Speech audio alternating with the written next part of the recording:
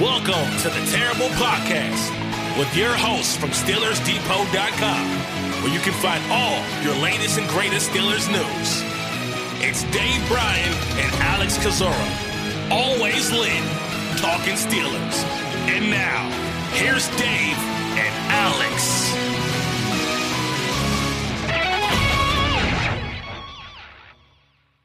Welcome to the Terrible Podcast, Season 12, Episode number 63. He's Dave Bryan. I'm Alex Kozora, SteelersDepot.com. Thanks for being back with us here for this Wednesday show. Dave, how you doing?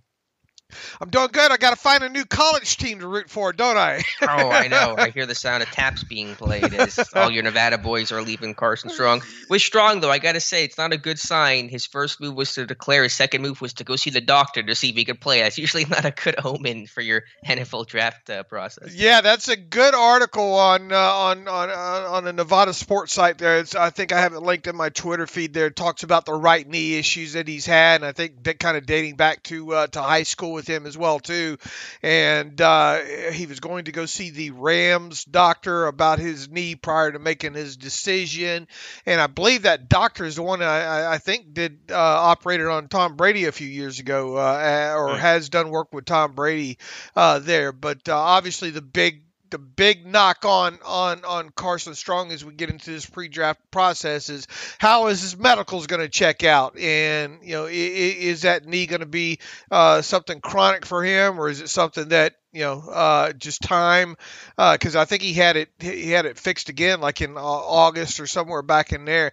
It's painful to watch him in the pocket trying to avoid pressures and trying to scramble and all like that. And that's one of the biggest things I think that's going to hurt his value is the mobility side of it there. But yeah, he's declared, and now we'll wait and see if he gets I guess a Senior Bowl invite there. Boy, what a nice group of quarterbacks is already going to be down there as it is. And if you throw Carson Strong into it, you guys are going to be going to have enough to watch down there. And then not only him, the tight end Romeo Dubs is leaving, and also the coaching staff has left. Jay Novell and Matt Mummy, both of those guys went to Colorado State. So that might, depending on who that quarterback is at Colorado State, Alex, that might be my new favorite team. How about that? Hey, you gotta show some loyalty over there. You're loyal to the system. I can respect that. Yeah, look, I know way too much about the air raid now, so I got to put that to use here moving forward here. But anyway, it sure was fun to watch Nevada the last 2 years. All right, there you go, Dave. Not as much to talk about today. Obviously, you don't need to recap really the Thursday game as much because we did that on Monday's show. No beat writer today. We'll have that for Friday's show. So Friday's show will probably be a bit longer. I want to start today with some housekeeping related stuff here. Pittsburgh has made a couple roster moves since our last podcast on Monday morning. Most notably, they have activated offensive lineman Joe Haig from the reserve COVID list. He spent about 12 days on that list and signed outside linebacker, although listed as a DN, but he'll be an edge guy in Pittsburgh, John Simon. So I made the joke, David, it's taken like 8 years, but John Simon's finally a Pittsburgh Steeler. Look at us, Alex. Look at us. I think I originally had him mocked to the Steelers many moons ago, and I think over the years here, and I know ever since you've taken over as co-host, at least once, maybe even twice, we've talked about during the offseason, John Simon should be a guy that the Steelers either signed during the offseason, or I think another time maybe we talked about him as maybe a trade possibility or something along those lines. He fits. He always has fit. And, we talked the other day about the Jay Glazier comment about how him saying how unpredictable the Steelers are. We said, oh, not so fast, my friend. They are very predictable. You go all the way back, what was it, 2013? Was that the year? Yep. With John Simon, and clear as day, there is a post up on SteelersDepot.com from back then talking about John Simon and making a pre-draft visit to the Steelers, and we had talked the other day about when they usually double back and get into free agency or along those lines, they go after players that they've had, that they know that they've had previous past pre-draft interest in, guys generally with pedigree, and it makes sense. Now, John Simon is obviously long in the tooth at this point, over the age of 30, but and maybe a little bit of gamemanship here as well too, right, Alex? Because John Simon was with was released 1 day and 1 week or 1 day ago by the Tennessee Titans there. So pretty smart dude too. So I bet if there's a guy that you could put under the bright lights and say, what are they doing over there defensively, he could probably rattle it off for you. Now, how long will he stay on the practice squad? Will he immediately get elevated up for to play his former team? We'll see on Saturday there. But at least the Steelers are doing something here. So you got to give them credit for that. They really need to upgrade at the minimum Derek Tuska's spot at that one of those outside linebacker positions. And John Simon should at least be able to do that. I think he can still set the run pretty decently, and should be able to understand the defense real easily, because he's played in similar systems, Baltimore and Tennessee and New England, and along the lines of that. So a little bit too late. We'll see. Does he really have anything to offer this team?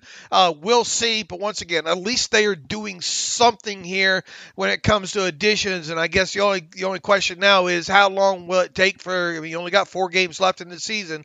How long will it take for him to get on the roster and at least getting a snap or two here and there? Mm-hmm.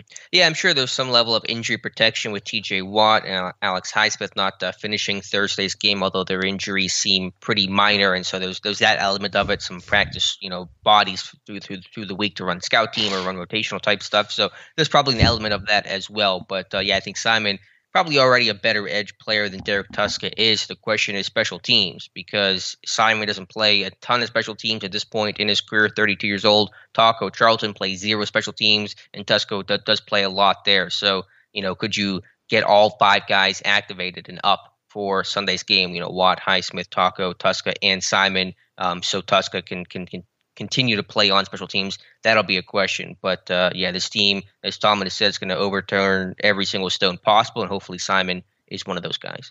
Yeah, we'll definitely see here, but that kind of came out of the blue, and obviously the Steelers, I think, have him listed as a defensive end, but he is every bit of an outside linebacker in the Steelers system there.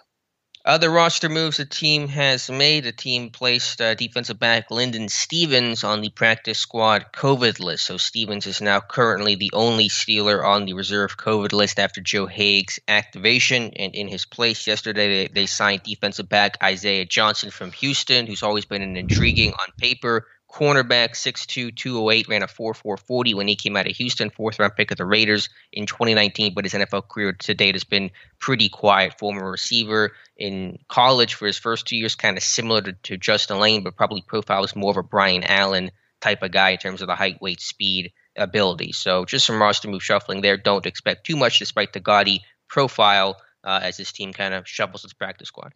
And I guess we won't see Drew Chrisman back on Friday,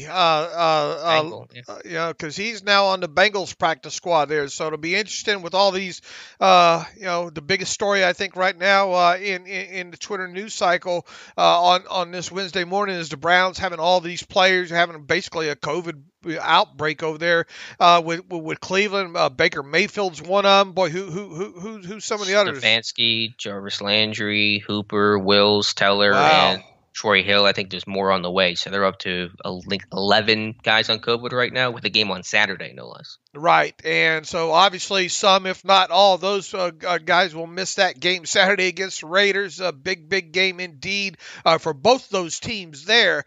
And within that, you kind of wonder, man, it's a perfect time for Mike Tomlin to reemphasize, hey, guys, you might want to wear a mask walking around here, that kind of stuff, just in case here, because nothing can cripple you. We'll see what this does to the Browns. I mean, it might be a learning lesson here. You take a team and you cripple them for a couple of games here with 4 key games left in the season, and obviously you have all these positive tests around the NFL right now. Going to definitely be interesting to see this play out.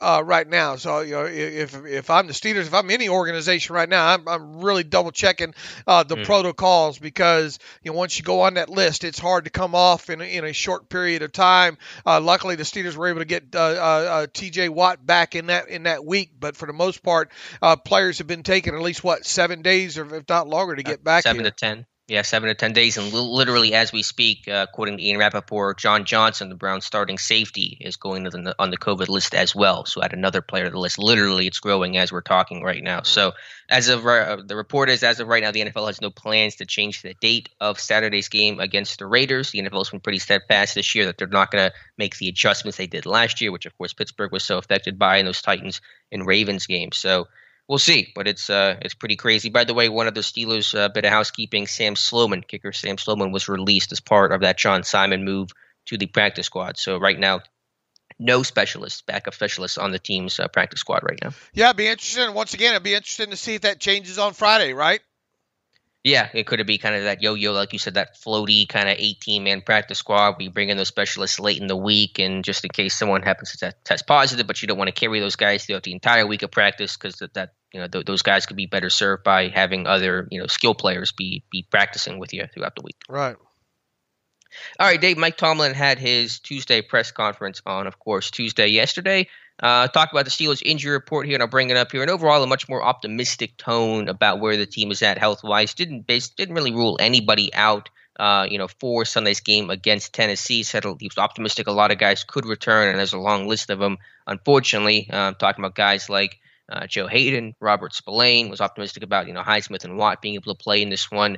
Overall, mentioned Joe Haig, J.C. Hassenauer. I don't think he mentioned Kevin Dotson, but overall, things looking better from an injury report standpoint, but we'll have to see, what status is beginning to look like starting later today. Yeah, and he did mention J.C. Hassenauer in there. J.C. has missed 3 games now. Has he? Put on the 27th. Has it been 3 games? I believe so. He was on the 27th, wasn't he? So he missed that Sunday game. And then he missed the 2 since then, right? He missed each Sunday. Yep. Bengals, Ravens, Vikings. Yep, right. Right. So within that, then today will obviously, I would think, be a key day for him. In fact, any minute now, we might see something come across talking about him resuming practicing in that 21-day window opening on him. Once again, though, with some of these guys that have been out, you kind of wonder how long it would take to ramp them up from a conditioning standpoint and yada yada. So at least that's something to watch there. Mike Tomlin mentioned Robert Spillane's name a couple of times in that press conference, and also Buddy Johnson a little bit as well too. And I think Buddy Johnson's even supposed to talk to the media Wednesday afternoon, and it makes you kind of wonder. We gonna see maybe a little bit of those two a little bit, moving forward, and specifically against the Titans. Look, the one game that Robert Spillane can really hang his hat on right now so far during his NFL career was the game last season against the Tennessee Titans there. So maybe he'll get another shot to play another kind of significant amount of snaps in that game. Good news, as you stated, about Watt and Highsmith. I would think, barring something coming up, those guys will play. Joe Hayden, boy, it seemed like it's been forever since he played. With this long week here, hopefully this is the week that he can get back on the field. Joe Haig, obviously you would think he would at a minimum be able to dress, and then kind of go from there with him. So maybe this, and Carlos Davis, his name was mentioned by Mike Tomlin. Isaiah Buggs, his name was mentioned by Mike Tomlin, and so as we said, I believe even on the Monday show, man, if this is the week that Carlos Davis can't get a helmet over a guy like Henry Mondeau, when can he get a helmet?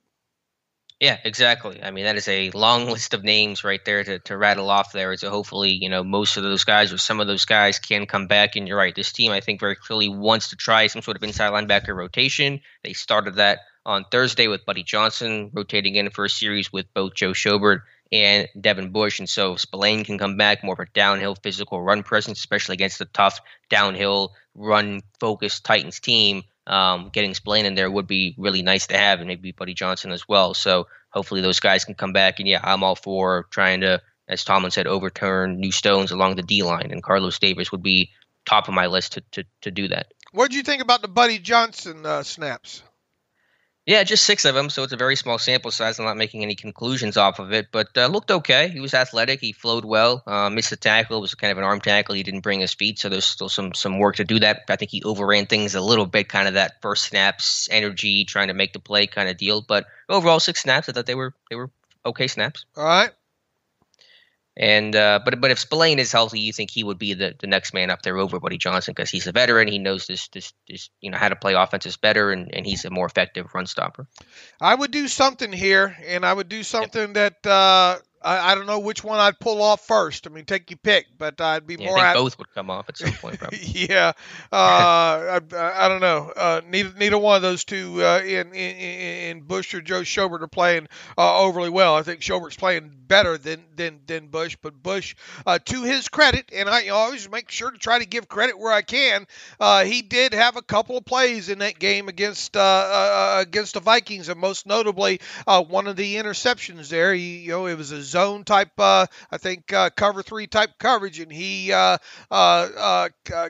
his eyes on the quarterback, continued to gain depth, and followed the eyes of the quarterback to the pass, and got a hand on the football and knocked it up in the air, and Witherspoon came down with it. So it's important to kind of highlight those things. I've obviously been hard on him. I think you have too, to some degree, and deservingly so. There's some ugly tape in that Vikings game out of Devin Bush as well too. But I think it's time to try to get some different people on the field. Not that Robert Spillane, probably going to play light years better with him, but maybe Spillane's a little bit fresher of the two right now, and who knows? He should be better against a run against the Titans team that's probably going to at least try to run the football quite a bit against you. And this defense has obviously had a lot of problems against the run all season long here. So it'd be interesting to see just how much guys like Spillane and Buddy Johnson, if indeed in helmets, get to play.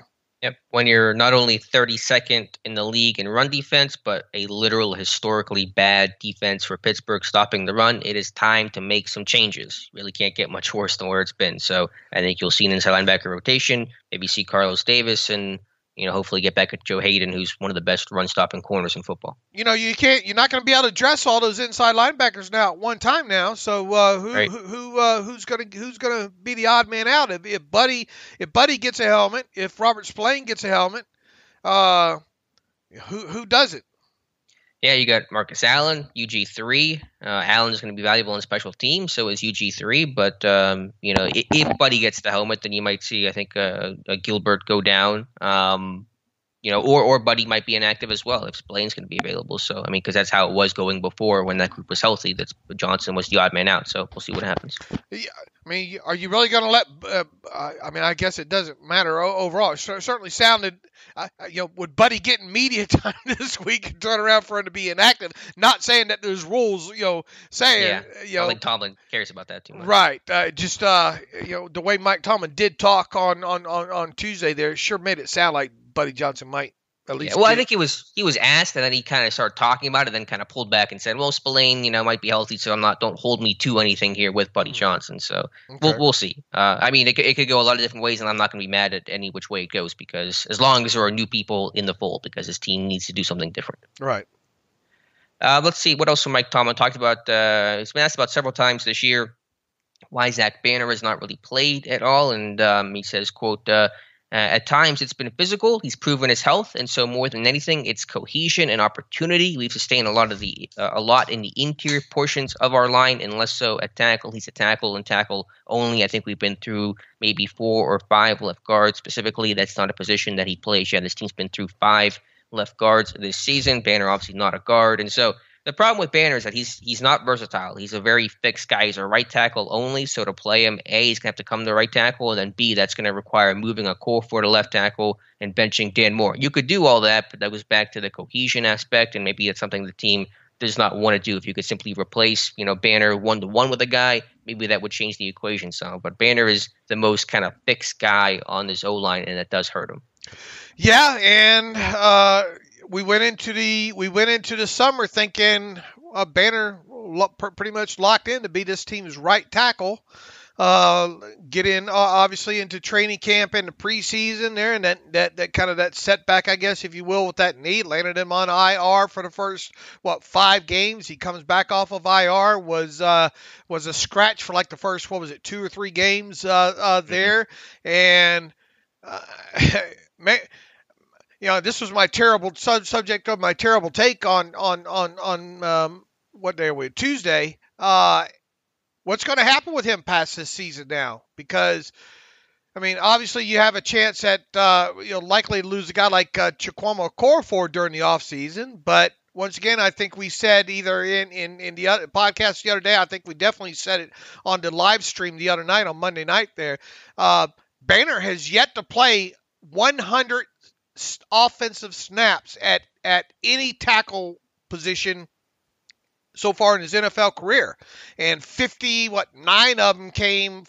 of those snaps came, 59 of like 80 something came in that week 1 game against the Giants last year. So, I mean, we really don't know who Zach Banner is as a right tackle, as a tackle right now, sample size wise, with the tape. But we've got a pretty good idea, and you've obviously have seen him through camps and all like that. But this is also a guy in Zach Banner that is scheduled to make $5 million in 2022, and this team's already got like $4.5 million invested in him this season for all of 4 offensive snaps, 3 offensive snaps. That's not. I'm going to go out on a limb here. All right, okay. That's not good business decision. Right there, okay, $4.5 million for 4 offensive snaps there. $1 million a snap. Ooh, it's expensive. Yeah, boy, you frame it like that, you make it even sound even worse. But and barring any injury to Dan Moore Jr. or Chukwuma Okorafor, he's not going to see any offensive tackle snaps this year.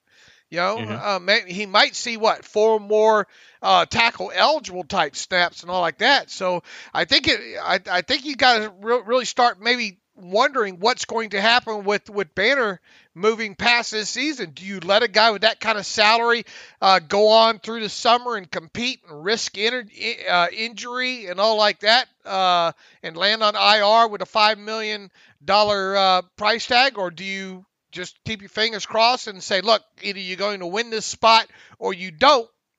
And if you don't win it, if you stay healthy, you're going to be out the door. Right.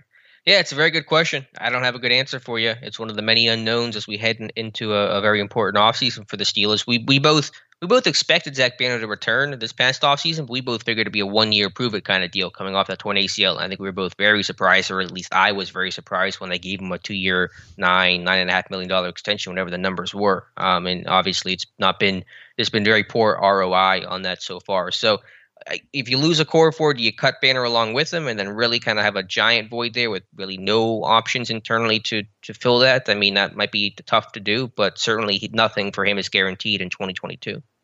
Right, and that's kind of what I'm getting at, because if you do end up losing a Okorafor, when you're already down 1 tackle there, you lose Banner. That's another one. Joe Haig's just a backup, even if he sticks. At that point. So, what are you going to do at tackle then? So, do you go to Banner and say, look, you need to give some of that back, or what? Yeah, I don't know. Maybe that'd be such a quick turnaround. I mean, I'm just spitballing, do you re-sign a Okorafor and then cut Banner? I mean, you want a Okorafor to be your starting right tackle next year? I mean, it wouldn't be terrible, but it wouldn't be great for you either. And it can really move the needle of your offense and offensive line forward. You can't let both of them have the money. I'll tell you that, both Okorafor and Banner. So, right. At least that's my thought on it. I mean, if you're going to spend any money on your own free agents that way, especially at a tackle position, maybe you ought to look outside the organization and see about spending the money that way on maybe a little bit better tackle for you there. So and then what are you going to do in a draft? Man, this team has so many holes and so few draft picks right now, and that's another topic we'll get here to at some point during the show here. But just you're running out of chewing gum. You're running out of Danny Smith chewing gum to put on some of these holes, And O-line has to be at the top though. Needs prioritizing needs. O-line's got to be at the top. I would think so, but I mean you have a defense too that you better fix too if you want to compete in 2022. Sure, and I get that, but I think O-line, because it wasn't the primary focus last year, was third and fourth round picks, and I understand I'm not going to rehash the whole thing, but I think this is the year you sit there and say, okay, you got skill guys last year, top rounds, you got your tight end of the future, you got your running back of the future, now let's get our offensive alignment of the future. When this team rebuilt its O-line in the 2010s, it was first round picks in DeCastro and Pouncey, a second round pick in Marcus Gilbert. Yeah, you found some gems in Foster and Villanueva, but you kind of built this thing with an aggressive first round, day one, day two approach, and that has to be what's replicated again by Tomlin and Colbert. All right. Let's see what else. Banner's definitely, along with the core four, going to be a guy that we talk about as we get on into the offseason. So be prepared. For sure. And again, I know you were surprised by that contract that he got, right? Again, him coming back was not a surprise, but the money, the commitment to him for very little known of him was to me a big shock. I really was. I thought you maybe get him, $1 million because what was his contract before that? $1.75 million or something like that? Yeah, super cheap. Yeah. And so coming off a torn ACL after one game, you thought just a 1 year prove it deal. And if you had that situation now, you'd be in good shape. If he was going to be a free agent, you could figure out if you want to bring him back for cheap or not. You wouldn't be in this kind of quandary this team is at right now. And look, they did him, and I guess what I'm kind of getting at is you showed him a lot of trust, and you by giving him that contract that you did. But you have another $4.5 million invested in him, along with the whatever the number was last year that he only got 50 snaps on him. I mean, you've got over $6 million invested in him, and you have 59 and 4. You got 63 snaps out of him. So one start. You're going to have some prayer meetings about him. And look, he's a great person. I mean, it definitely gets the whole Steeders culture thing and all like that. And once again, we keep thinking, we keep the talk going. Zach Banner, the starting right tackle. Well, how many snaps has this guy played at tackle in the NFL? Right. And it's under 100. It's hard to project and say, keep him healthy and he'll be fine at right tackle for the Steelers. We don't know that. At least I don't. Yeah. No, at the same point, I'm not saying that he can't be a tackle. I don't know. I don't know anything about Zach Banner, and he's been in the league for 5 years. And so I just don't know enough about him as an NFL tackle to even give a proper evaluation. Right. And that's what I'm getting at as well too. I don't, and it's hard for an NFL team. I mean, they obviously know more about him than we do and seeing them. But I mean, it's kind of hard to tie your wagon to him for that price, in my opinion. Yeah, but they did, and so we'll see what they do from there. What else did Mike Tomlin have to say Tuesday that caught your attention, Dave? It was not a great set of questions, I didn't think. Yesterday. I did like the way he kind of handled at least the answer about Chase Claypool. I'll tell you that. Yeah, it was a pretty long answer, and it certainly wasn't a good one. Just to kind of read some of the quotes here. Quote, "We're going to continue to push that growth and development as long as he's a willing participant. He has been, and so we're just going to keep moving forward." That can be said about a lot of guys. These guys don't come to you as finished products. That's another component of coaching that I embrace and we collectively embrace. And we're going to talk about Deontay Johnson's growth and maturation and some of the young guys who have had their down moments this year. Pat Frymuth and his fumble. Presley Harvin with his inconsistency. So sure, you hopefully move on, learn from it, and hopefully Claypool can do the same and grow and be a better player in person because of it. I have an early update for you for everybody for the Week 15 Steelers injury report on Wednesday here. Chase Claypool, parentheses, under the bus, comma, toe, close parentheses. Look, it was stupid what he did the other night. Not only just one thing, too. I mean, early in the game, sticking your finger in another guy's helmet, getting a taunting penalty, and he even got a little bit of a talking to from Tomlin, and then to kind of lose your head later in there. Look, is too big of a deal being made out of that, because I didn't like the way Claypool tried to explain it off. I think in totality, first down, mark, wait for the official to get there, give him the ball. The whole optics was absolutely bad. I'm not excusing any of it. I hate that. We talked about the defense running down the field and posing down that many points. I don't like that stuff, especially when you're behind there. But once again, the game happened on Thursday. You had several days to chew. It was going to be part of the news cycle, like it or not. It was going to be one of the things that Mike Tomlin was asked about on Tuesday. He was. What are your options here? You're not going to sit him down. I don't think. You're not going to make him inactive, right? No. I mean, you owe it to the rest of the team to put the best guys out there. That gives you the ability to make the plays, as long as it's something, not as bad, or as long as it's something not worse, obviously, than this.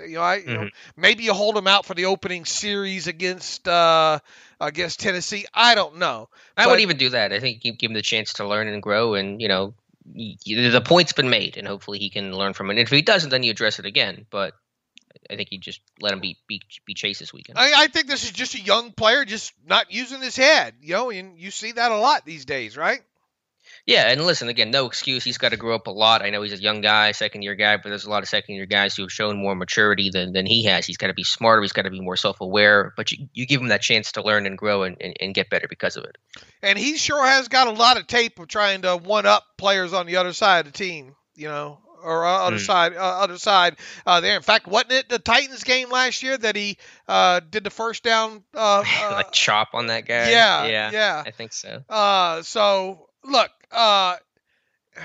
he's obviously a star with the Steelers, but is he really a star? And I don't know, maybe his rookie season went to his head a little bit there, but he's still got a lot to prove at the NFL level for sure. And it'll be interesting to see if he's able to bounce back with a big game against the Titans. They sure could use it, too. So I think Mike Tomlin handled that well, not only using Chase Claypool's name in there, talked about, younger guys and having to bring them along, and Presley Harvin, the third, being inconsistent. Even Pat Freiermuth's name was thrown in there, that kind of stuff. So kudos to the response from Tomlin, but now let's see where that goes. If you have more of that silliness from any young player on Sunday against the Titans, then shame on the coaching staff. Right, now you want to see that growth and development that Tomlin discussed. And listen, I don't mind Claypool being excited, being an energy guy. They're receivers. They're going to have a bit of an edge and a little diva quality to them 9 times out of 10, unless you're James Washington or someone like that. But, you just got to know the time and place, and know that line to cross, and don't cross that line. And if as long as you're just aware, you're not hurting your team, then I'm good with it. All right. Anything else Tomlin had to say? What did you think about him and the quick starts? Yeah, I mean, there's a couple components to it. The question specifically was about the opening scripts, the first 10 to 12 plays. Tomlin basically saying that, the games are not won and lost in the first 10 to 12 plays. To be honest, Pittsburgh on their first drives this season has been pretty good. They have 4 touchdowns on opening drive possessions. They got 5 scoring drives. That's top 10, top 12 in football. So it's much better than where it was the previous 2 seasons, where they had 1, touchdown on an opening possession across 2019 and 2020. So in that regard, it's actually been okay. If you look at the first half overall, though, just overall first half production, they've been one of the worst in football in terms of putting up points in the first half. And so I think they've actually gotten off to quick starts in the literal sense of that first drive, but the overall first half performance has been pretty poor. Right, and it would be nice to see this team start faster on both sides of the football. There, he doesn't seem to be too overly concerned about it, and I think that's kind of what it's going to be one of the things that's made a big deal of. I think in these next few days. Yeah, I mean, they have dug themselves some big holes this season. They played from behind so often this year. So I think you just have to break up the first drives, which have actually been pretty decent, versus first half performance, which has been pretty poor, and wonder where that disconnect is coming from. Right. I think it's probably about it for Mike Tomlin. I did like his comments, though, about Kevin Byard, the Titans free safety, kind of saying that he's kicking himself for not drafting Byard when he came out of Middle Tennessee State. Talking about the ball hawk he was in college, and Byard, a guy that was ignored by a lot of the NFL, despite some really good tape and really good production. And the Titans are reaping the benefits of having him on their team. Boy, I remember trying to break, and back when film out of Middle Tennessee State wasn't. I think they had the Alabama game was one of the big ones, wasn't it? It was a great game. They had an interception that day. Had a really good game against number 2 team in the nation. And I know we were both high on him, but we were kind of concerned because he was a small school kid if that might end up hurting him, At least when it came to the Steeders, I mean. Yeah, no, I remember sitting across from him at the Senior Bowl. Like it was like the first or second Senior Bowl I'd ever attended, and he had gone there and gotten a late invite, I think, for the Senior Bowl. And usually, like 95% of the guys who go to the Senior Bowl go to the Combine. And I looked at him and said, "You're not going to? Have you gotten a Combine invite yet?" He said, "No, I haven't," and he never got one. I mean, it's incredible that a guy with that kind of tape that's at Mobile does not get a Combine invite. And so he's making the NFL pay, and certainly Tennessee's happy with the choice. Right. All right, Dave. Speaking of the draft and draft picks, let's talk about some news that came out from our buddy Nick Corte from Over the Cap yesterday. He has his latest 2022 comp pick projections, and they don't look good for the Pittsburgh Steelers in his latest update. And these things, of course, are never set in stone, but he has the Steelers only netting one comp pick, a fourth-rounder for Bud Dupree. So there's no fifth-round pick. Joe Haig is canceling that out, even though he's under the 25% snap threshold. And so because of Dupree's injury, lack of playing time, that third round we thought they would get has bumped down to a fourth-round pick. And so that is not ideal for Pittsburgh. Not ideal at all, right? I mean, we go from thinking, boy, this team's going to get a few of these, and specifically you kind of counting on the third rounder there for Bud Dupree, and now it looks like obviously not even going to be able to get that at this point. Yeah, we had thought that they would probably get a third and fifth whenever the offseason kind of wrapped up initially, and now it looks like just a fourth. And so that's where it's at. I know you had posted the latest projections of what the Steelers might have in 2022 in terms of total draft picks. What is it? First, second, third, fourth being the comp pick. What is it? 6, 7, 7? Is that the numbers? Yeah, and the 6 is even. We don't even still know 100% what the terms of that Melvin Ingram deal are. Right. I assume it won't drop any further, considering how much and how well he's playing for them. I would hope not. I mean, I would think you're at least going to get that. Yeah. So Bud Dupree, fourth-round comp pick, and not ideal. And again, these things are subject to change. I think Corte did say there's a chance they could still get a fifth-round pick based on where cutoffs are at. It's hard to figure out exactly how the comp formula works and what the league's going to decide. So there's some element of gray area to it, but that's the latest projections. And if there's a guy to listen to with these things, it's Nick Corte. So we trust him as much as anybody. Absolutely. All right, Dave. I think that's kind of the main topics I wanted to discuss today. Obviously, there's the COVID situation going on in the NFL. I think 75 players have tested positive over the last 2 days, and that's not counting today, where you're seeing positive tests with the Browns and Mayfield and Stefanski and Johnson. I think Matt Ioannidis for Washington was placed on COVID just moments ago. So it's a big concern right now. And obviously, Steelers so far so good. I'm not going to try to jinx anything, but you're always kind of just waiting for that shoe to drop. Say again, with what? With the COVID situation, just kind of the outburst of cases. Yeah, and let's see, active roster, COVID-19 additions. Let's see, Malik McDowell, Odin Digbo with the Browns, Baker Mayfield, John Johnson, Troy Hill are some of the names that are going on today. 5 more, so they're up to what? I think it's 14 players and head coaches, what Tom Pelissero was saying for the Browns on COVID right now, with the game just days away on Saturday. Wow. Yeah. So, and again, it's not just Cleveland. Cleveland has it the worst right now, but the whole NFL is seeing a big uptick in cases. And so, hopefully, again, Pittsburgh, stays clear of that stuff, but you never know. And it just takes one case to start a domino effect and have outbreaks, and that's what the Browns are dealing with right now, it appears. Real quick, I think we had this conversation the other night there, but what do you think about, how much up-tempo do you think an offense like the Steelers should be using in specifically, let's say, the first half of games? Yeah, I think you can mix it in like anything else. You can't even get your center to snap the damn football. Yeah, well, being at home this week should help a little bit. I think the road element was certainly a factor in that one. So, yeah, I think there's a touch to it. I do think there's an oversimplification though, just to say run no huddle and put Derek Watt out there and you're good. Like that's the only two problems with this offense. There's a lot of questions that get asked about Derek Watt and the no huddle offense. And I mean, again, it could be an asset. You don't want to overuse it, make it a staple of your offense. You really can't have it in that regard. But sure, I mean, I'm for using it in situations where you're not down, 29 points. I am as well too. I would like to see more pistol and all. I have a feeling we might. We'll definitely. I guess, but they've only done it in the second half of these games. Like when it works, they're only doing it when they're down. They need it. Why not use it earlier when the game's not in dire straits? So that's been a frustrating part for me because it has been effective for them. And actually, I think I mentioned this. I don't know if I mentioned this on the live stream or on Monday's podcast, but I think it helps Kendrick Green snaps because some of his snaps were kind of offline when he did snap the football. And so pistol, I think, kind of mitigates those issues. All right. And what else you may be hoping to see this week?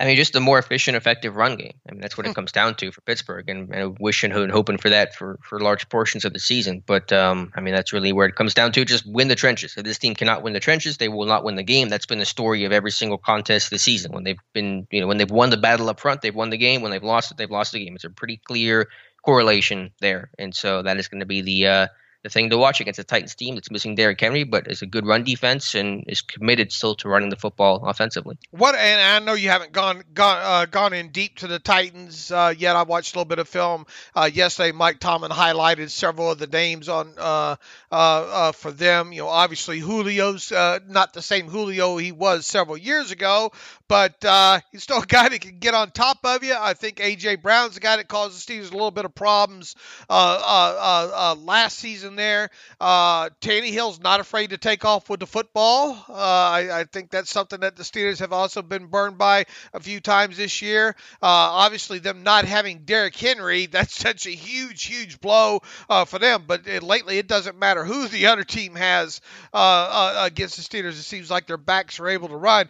Defensively, though, I tell you, that's where they really stick out, especially in their defensive front. And we'll have to see if they get Bud Dupree back this week or not. But even if they don't, man, Harold Landry, I remember breaking down tape on him, and I remember there's a tweet of mine out on Twitter said about to get or just got into Harold Landry's sacks.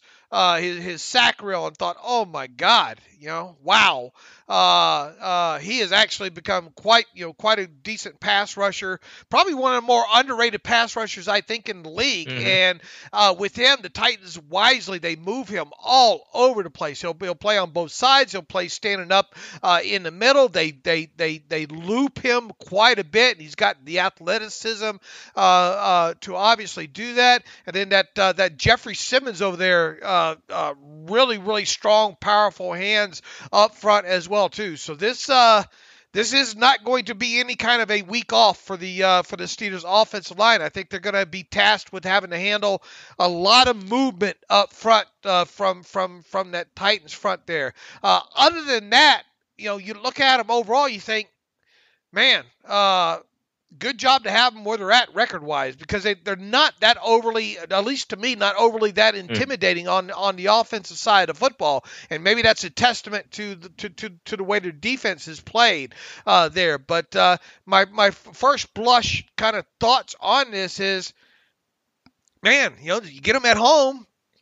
This should be a game that the Steelers have a chance to win.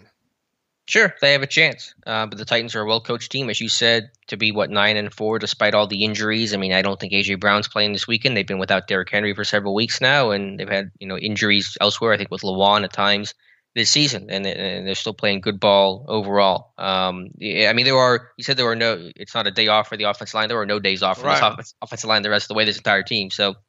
The schedule gets pretty tough the rest of the way, and so Pittsburgh's going to have to prove they can be a good December team, because for the last 3 or so seasons, Pittsburgh's been an abysmal, end of year, December, January kind of team, despite being very good through the first, I think, 10 years of Tomlin's tenure, being a very good December, January good team that could finish seasons and close out years. It's been the complete opposite of that since. So Pittsburgh's going to have to really play good December football. Other than it providing very nice traffic for the site, what did you think about? We might owe Todd McShay some royalties here. But what did you think about the selection of Kenny Pickett in his first mock draft to the Steelers? I believe it was it 14th overall, 12th overall, 12th overall. Yeah, I didn't. Not shocking that he would go that route. I don't think, right. But. And once again, you write those things up, and especially with Pickett being a Pitt player and people clamoring for a quarterback, you knew that kind of stuff would be would drive the traffic there. But what was your first overarching thought, I guess? Yeah, I didn't have a lot of really thoughts overall. It makes sense. I get it. Pittsburgh, with Ben's likely retirement and Pickett being a hometown kid. Was he the first quarterback taken in that mock draft? Yes, he was. He had five. I think 5 quarterbacks in the first round. I think Matt Corral was the second. I think the Liberty kid was in there. Malik. I think Howell. North Carolina, Sam Howell. Yeah, the North Carolina kid. I forget who the other one was in there, but Pickett was the first one. I mean, how? And here's the thing: if indeed Pickett is quarterback number 1 in this class, and there's a good chance that could happen, you would think he'd go before 12th overall, wouldn't you? You would think, given the quarterback-starved and needy nature of the way the league is, but this quarterback – there's certainly less consensus of who quarterback 1 is going to be in this draft class. And so it's unlikely to see a top 3 pick at quarterback this year just because there isn't that blue-chip, can't-miss kind of prospect. So that creates a lot of uncertainty about who and where those guys will go when you don't have that cream-of-the-crop kind of talent. I'm not convinced that Steelers will draft a quarterback in the first or second round. It's not impossible. We'll obviously have to see how things continue to play out here. But would your bet right now still be that the Steelers, based on what Jay Glazer said and all the stuff have you moved the needle on any of this yet? And obviously you're not deep into tape. You'll see a lot of these quarterbacks up close and personal when you and the guys go down to Mobile, Alabama there. But are you still pretty much in the boat that you would be surprised that the Steelers draft a quarterback in the first round? I don't know if surprise would be the word I would use, but I'm not anticipating it. I think it's more likely if they go a different position. That's easy to, I guess, assume to take the field over quarterback, but I think they probably will go with a non-quarterback. But I wouldn't be I wouldn't call myself surprised. I would, of course, you would understand why they would do it, assuming that Ben retires. That creates a big void there, and I'm all for finding that franchise quarterback as soon as possible once that position becomes available. So, I'm all for the idea. In theory, it's about finding that guy and making sure he's a good fit and all that, and that's 90% of the battle. Right. All right, Dave. Any other things you want to get to? Anything other discussion points that we didn't hit on in today's episode? I think we got most of it knocked out here, right? All right, let's get this some reader emails and close out today's show.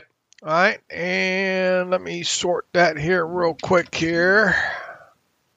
And I should mention, by the way, from a COVID standpoint, the Chiefs placed defensive lineman Chris Jones on COVID yesterday. I think he'll come back for the Steelers game 2 weeks from now, but that is something worth watching just a little bit down the road.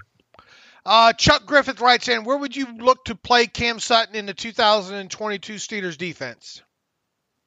I've always been a proponent of him in the slot, but Pittsburgh likes to keep him on the outside because they don't really like him as much as a blitzer or as a run stuffer, and that's been pretty clear because they were looking at every other option this year to play in the slot besides Cam Sutton. Sutton plays only inside in dime packages when it's an obvious pass situation. So would I be okay with him in the slot? I would, but I would expect him to be at either right or left corner next season, depending on what happens with Joe Hayden.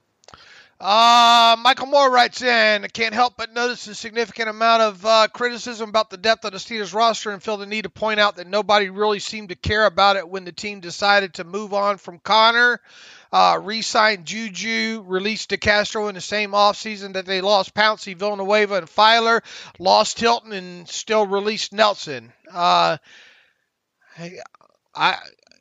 wonder if Michael Moore is a new listener to the show. Name sounds familiar. Didn't we highlight? Look, the Connor's obviously the less significant of them. He's having a great season in Arizona. It's great to see, but I don't think we just shrugged off the idea that they re-signed Juju and they released DeCastro, and I think we were both saying, man, you got to hopefully try to find a way to keep Hilton, and we both really highly questioned the release of Nelson. So I don't know. I wonder if Michael listens to a different show. Yeah, I'm not 100% sure the point that's even being made there. He says, let me be clear. None of these guys solved the team's problems this year, but these do call to mind questions on roster construction philosophy. Would the team be better off if they weren't devoting larger chunks of the cap to guys like Hayden and Tuitt, and it still had made more depth-orientated moves like retaining Connor and Hilton? Not having James Conner is not the reason why the Steelers offense is where they are right now. Look, I mean, it does add back into the equation the level of fungibility, to the running back position. But and this team does miss Hilton. I truly believe, especially against the run, for sure.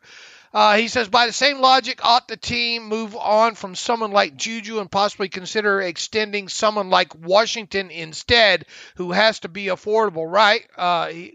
Right, he says. Look, James Washington makes some key contested catches for you at some times, but really a nice catch in the end zone.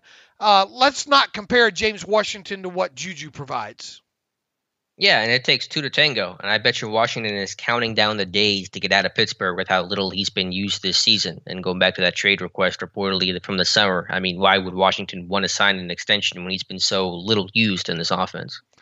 I'm trying to pick and choose. Talking about large chunks of cap to guys. Would the team be better off if they weren't devoting large chunks of cap to guys like Hayden and Tuitt? It's all hindsight. I mean, Tuitt had 11 sacks last season. He was pining for Tuitt to go away in the offseason. So I mean, you can look back and reconstruct this roster and look a lot smarter, and certainly you can still criticize the team for their decisions, but I don't know. Some of that's hindsight, and especially with Tuitt. I mean, who was clamoring for Tuitt to be cut this summer? He says, put it simply, we see a lot more extensions of the Watts, Haywards, Haydens, and Tuitts of the world than we do the Suttons. Should the team, or any other team for that matter, make less top-heavy roster decisions in favor of signing more affordable role players? And is it fair to criticize the front office's ability to fill the back end of the roster when they devote so many resources to having quality at the top? Here's a key thing, Michael, that a lot of people are overlooking. You're talking about people just wiping things to the side. Where's that $20 million in cap space teams thought they were going to have that got wiped out by COVID? All right, so you want an easy finger pointing, not that you're dealt the same set of circumstances other teams are. Now the Steelers obviously make a habit of restructuring into some of these situations that they're in, but I mean, $20 million shortfall in cap space is a lot of cap space that would allow the Steelers to do a lot of things.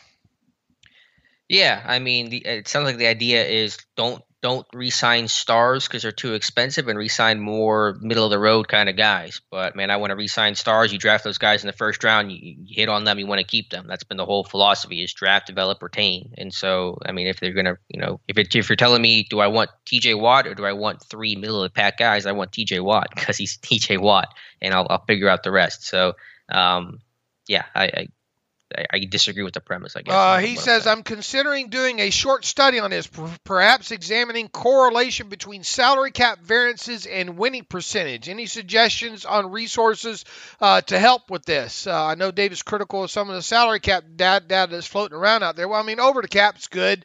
They keep a real tight. Don't use Sport Track. That guy's absolutely awful over there. But I would tell you this too: if you're going to do, how are you going to do correlations between salary cap variances and winning percentage? And how are you going to factor in teams that create cap space by restructuring contracts?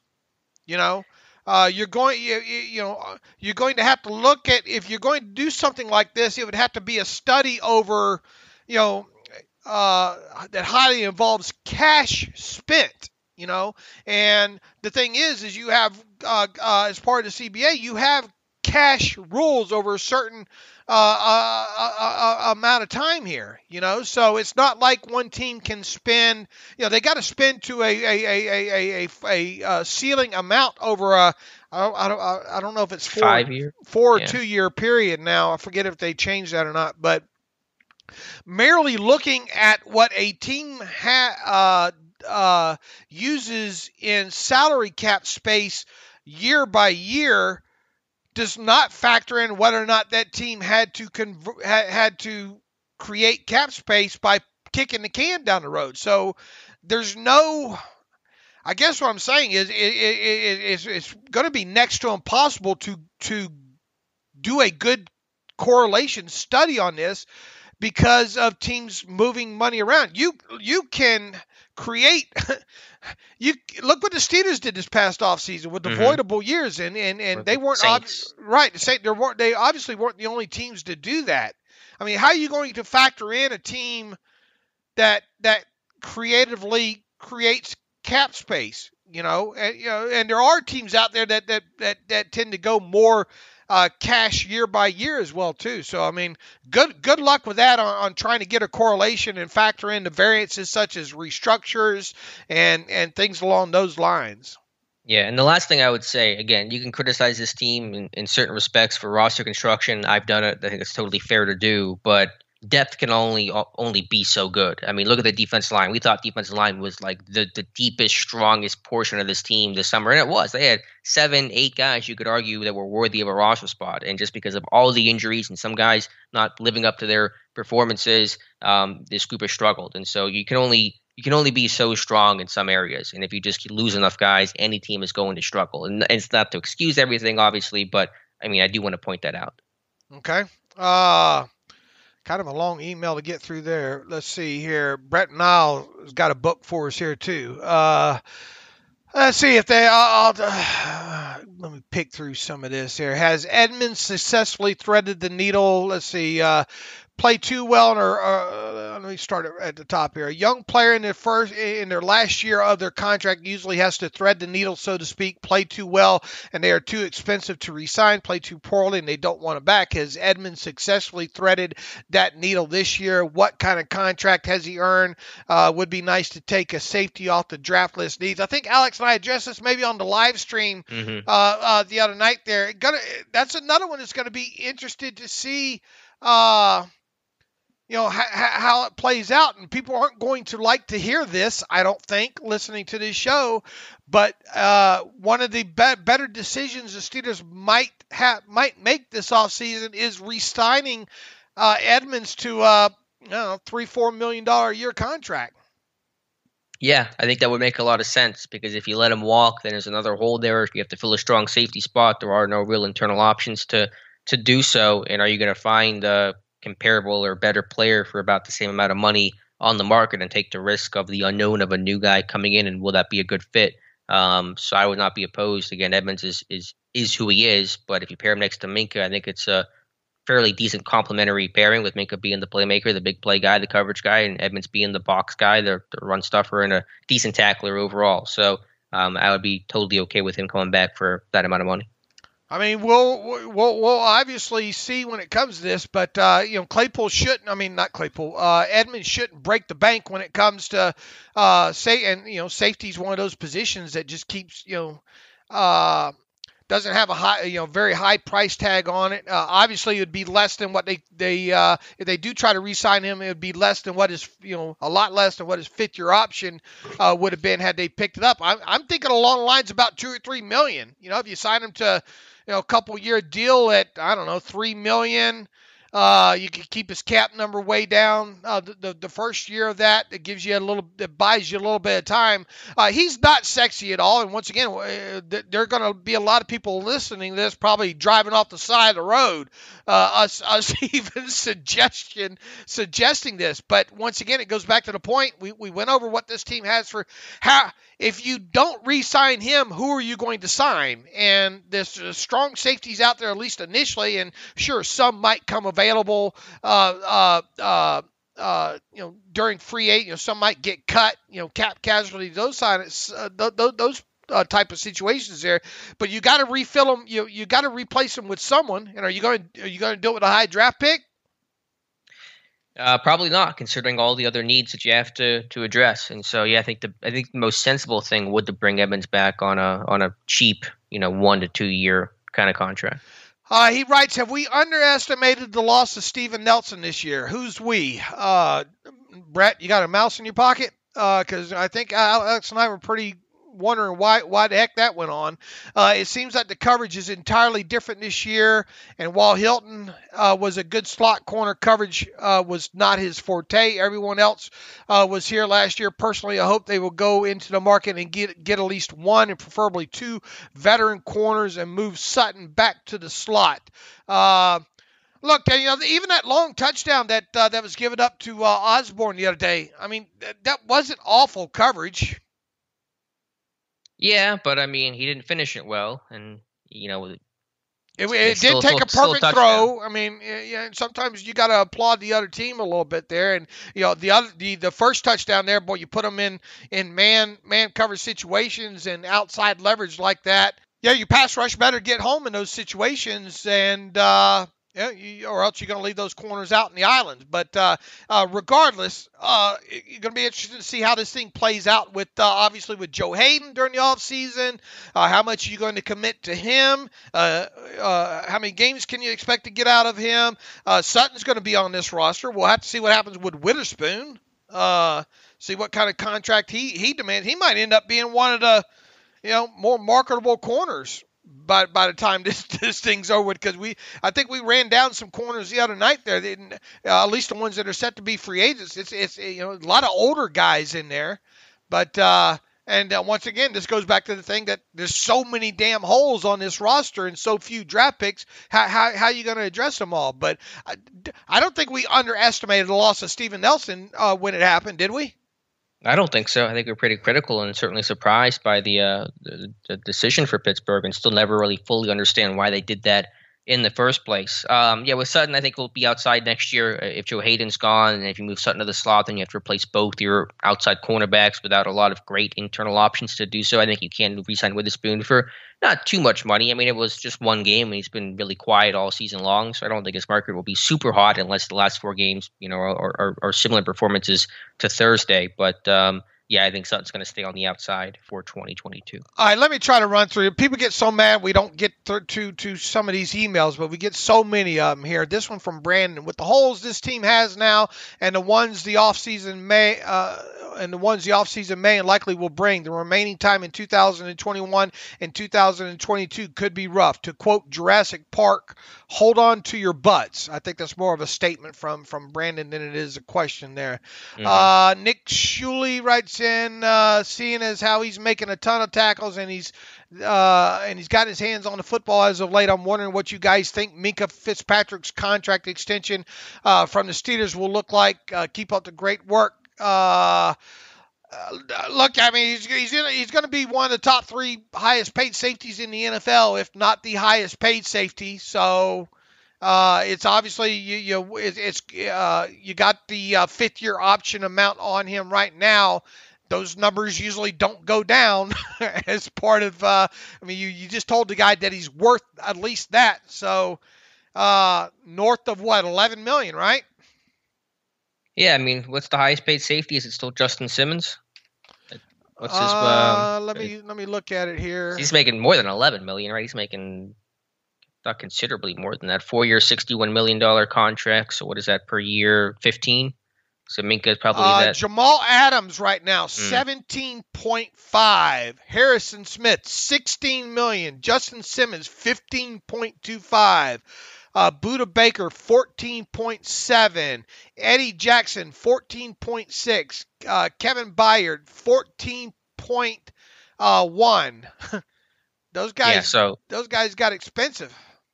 Yeah, they did. They definitely shot up. So with Adams at 17, you're thinking Minkah no lower than 17, probably jumps Adams 17.5, $18 million probably for Minkah.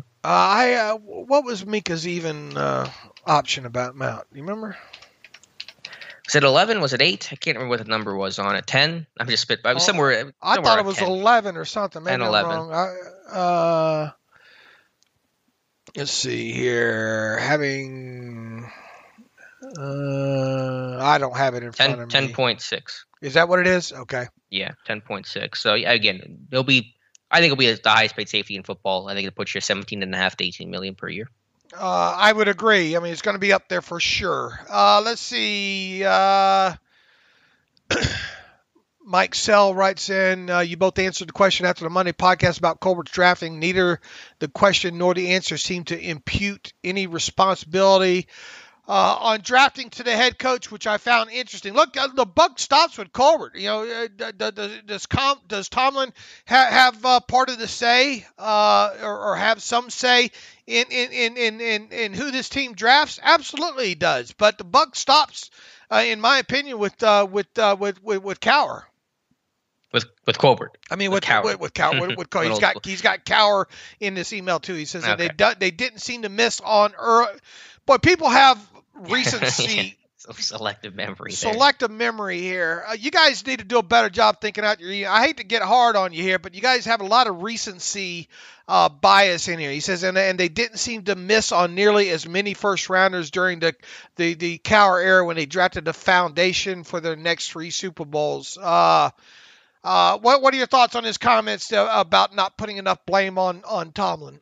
Well, I just view it 50-50. I mean, to hear them say it, and we don't know exactly the inner workings of how they decide these things, but Colbert and Tomlin always come to a collaboration on any draft pick that they make. So I think those guys equally share the success and the blame. I mean, yeah, Cowher definitely drafted well. I mean, obviously Steelers have always drafted well, obviously, but Jermaine Stevens in '96, Chad Scott in '97. Troy Edwards in '99. I mean, they certainly had their fair share of misses as well. I mean, that '99 class, first 2 picks were Troy Edwards and Scott Shields. Now, they saved themselves with Joey Porter in the 3rd round, but again, Cowher certainly has had his misses, and those have just been lost to time. Athena writes in, I read some damning stats about Cam Sutton and how poorly he's played. This is on the heels of Pierre being benched and Bush clearly in regression. It makes me wonder, why is there so much inconsistency and variability in performance these days? I hate to sound like an old man, but back in the day, a player would have a 1 or 2 year learning curve, hit their ceiling, and then stay at that level for 6 or 8 years. Examples: Larry Foote, Gay, Hagens, Chris Hope. They tried to, Mathena, you got a short memory too. They was trying to run William Gay and Larry Foote out of town every offseason. He has Matt Spaeth on his list here as well too, of players here, and saying stay at a level for 6 or 8 years. Fans were trying to run those guys out of town every offseason. Yeah, no one got more criticism than William Gay. He was the constant whipping boy. He says they weren't elite guys, but those guys were capable of holding down the spot. You knew what you were getting with them. Recent example would be Vince Williams. He's pretty much the same player from 2014 until he retired. Nowadays, a guy looks starting capable one day, and he's benched the next. I don't expect all of our players to be Pro Bowlers, but it would help if our average players were at least consistently average. Instead, it's like Pandora's box every week. James Pierre's an undrafted free agent. I don't know where.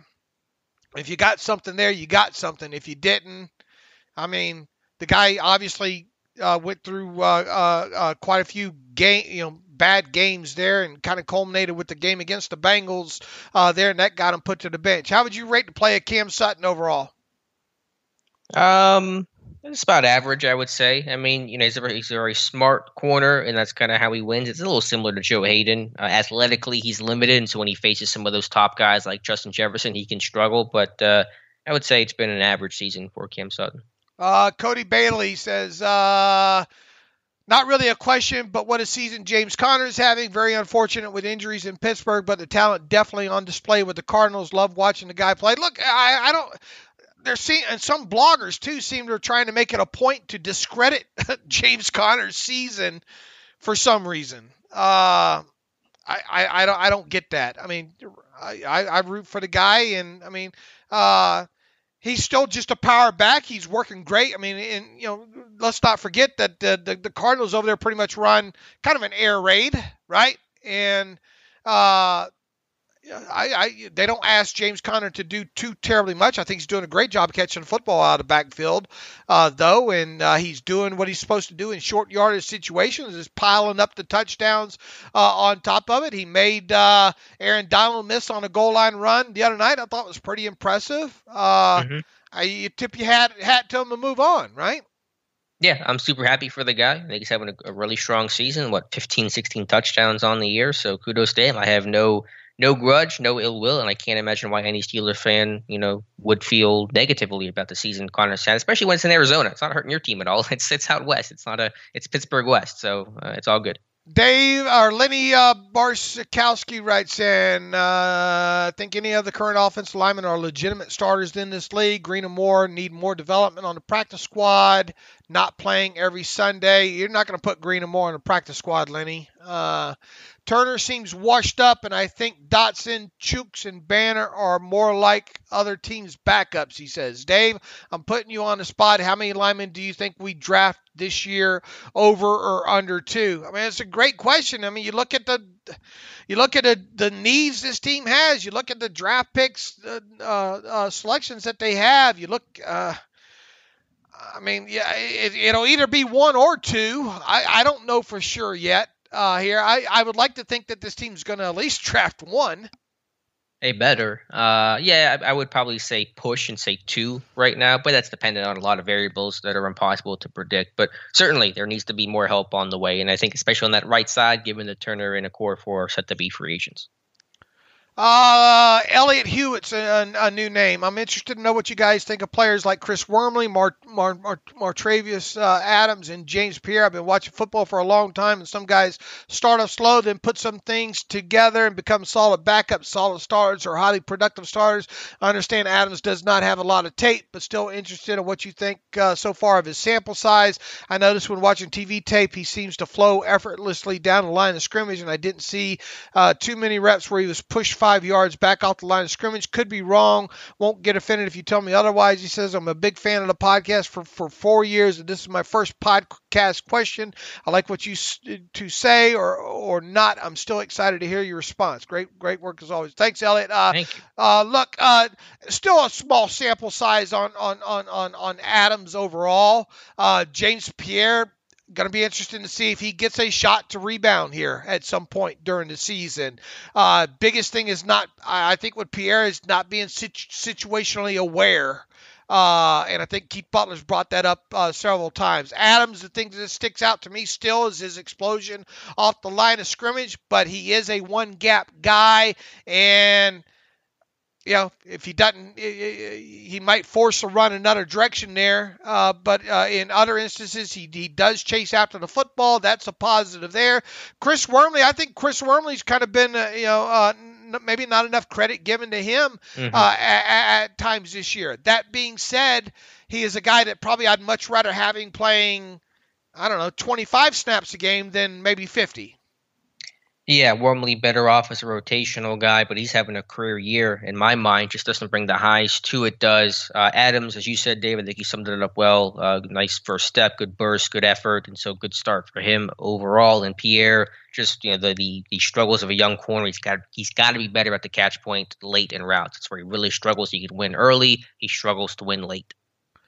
Let's see here. I had another one here. A guy says we never read his emails. So let me make sure I find and read his emails if I can find here. Simon Short here. So let me find out how many emails we have from Simon Short. Look, we get so many of these, and the way they come in, we just don't have time to hit all of them. I did find this one from Simon Short from 6 days ago. Simon, you're famous now. I have a football question when it comes to the offensive line. A lot of the sacks in the first half occurred with Kendrick Green not blocking anyone. Is reading the defense and making adjustments for blitz pickups something Green should be doing? To me, he should be able to say everyone block in this direction now because the blitz is coming from here. Not sure if this is how offensive line play works, so if you can enlighten me, I would appreciate it. Have at it, Alex. It can vary team to team. Sometimes the quarterback sets the protection. Sometimes the center does. I would imagine that given the Green being a rookie and Ben being a veteran, that Ben is setting protections more often. Usually you saw some communication that Ben would have to the O-line on some of those plays you're talking about. So, I mean, I don't know exactly how it works, but I would imagine that that's more of a Ben thing than it is a Kendrick Green thing. But watch my video on Steelers Depot that breaks down some of the breakdowns in pass pro. It's less on Green than you think, at least from a post-snap standpoint. Miscommunication is always tough to judge what went wrong, what wires got crossed. But in terms of the sacks allowed, I don't know if I put any of those on Kendrick Green from Thursday's loss. All right, Simon, we got you read there. And once again, it's probably better to try to send these things closer to the time we record the show, because obviously these things are time stamped when they come in, and the way I sort these emails go from most recent to oldest, and we try to answer as many as we can. We promise we do, but we also do. If you feel you're not getting attention this way, we do have the live stream that we do every other Monday night, YouTube live stream, and Alex tries to get through his really all the questions, I think. I mean, I'm sure you missed most, not all, most of them when it comes to that, though. So, look, we apologize. We don't, Alex gets mad because I run these things 2 hours long on top of it. I don't get it. So you got to have some sort of a balance here, and we understand it's a frustrating season and those kind of things. The best thing that you can do when you send in the emails is try to make your questions as straight and to the point and as short as possible. That way we're able to read more of these and get them answered, instead of having here, Dave, here's 15-part question. Those make it really hard to kind of get through there. So yeah, brevity is appreciated, guys. The shorter, the more straightforward, the better it is for everybody. All right. Anything else you'd like to add? We will get more into the Titans preview on Friday. Our buddy David Beauclair will be back, who I think a lot of people really have enjoyed his past appearances on the show. On top of it there, we'll talk Titans Steeders preview. So in the meantime, you can follow me on Twitter at Steeders Depot. Follow Alex on Twitter at Alex_Kozora. Follow the show at Terrible Podcast. Email the show, theterriblepodcast@gmail.com. If you like what we do and want to donate to the cause, go to SteedersDepot.com. And hit the donate button. Also, we have an ad-free version at SteedersDepot.com, hit upright navigational bar. So in the meantime, until Friday, thank you, Alex, as always. Thanks for listening to the Terrible Podcast with Dave and Alex.